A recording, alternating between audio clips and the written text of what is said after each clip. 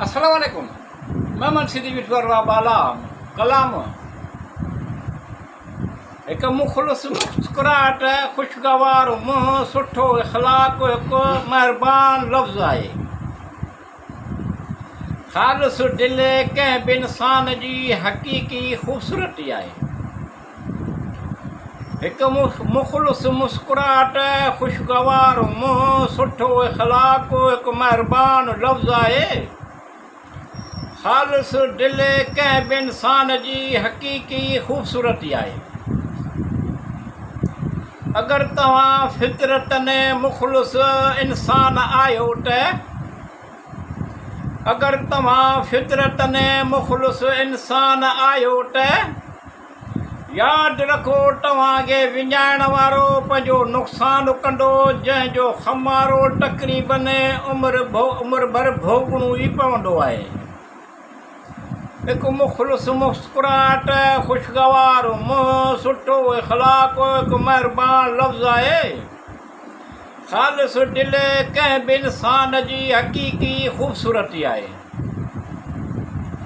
मुख़लिस सां निभायो मोहबत त घणेई माण्हू करे सघंदा आहिनि, पर मुख़लिस सां निभायो मोहबत त घणेई माण्हू करे सघंदा आहिनि, पर मुख़लिस सभई कोन हूंदा आहिनि। ईअं आहे। वाह, कंहिं ख़ूब चयो आहे। हिकु मुख़लिस मुस्कुराहट खुशगवार मुंहुं सुठो इख़लाक़ हिकु महिरबान लफ़्ज़ आहे।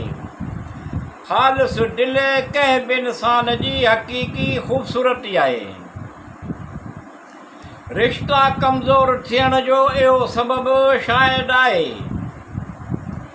रिश्ता कमज़ोर थियण जो इहो सबबु शायदि आहे। उन्हनि खे निभाइणु थोरो आहे ऐं आज़माइणु घणो आहे। वाह, कंहिं ख़ूब चयो आहे। हिकु मुख़लिस मुस्कुराहट खुशगवार मुंहुं सुठो इख़लाक़ हिकु महिरबान लफ़्ज़ आहे। ख़ालिस दिल कंहिं बि इंसान जी हक़ीक़ी ख़ूबसूरती आहे।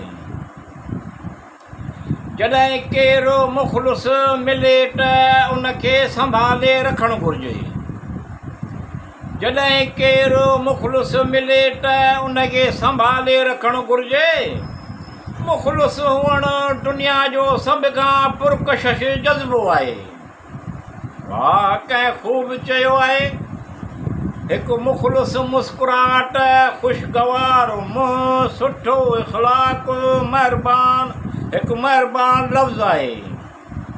ख़ालिस दिल कंहिं बि इंसान जी हक़ीक़ी ख़ूबसूरती आहे। मुख़लिस दोस्त दुनिया जी सभ खां अज़ीम दौलत आहे। मुख़लिस दोस्त दुनिया जी सभ खां अज़ीम दौलत आहे।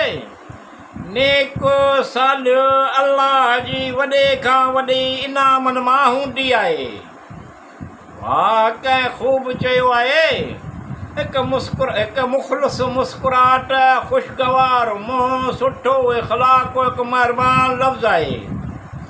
ख़ालिस दिल कंहिं बि इंसान जी हक़ीक़ी ख़ूबसूरती आहे।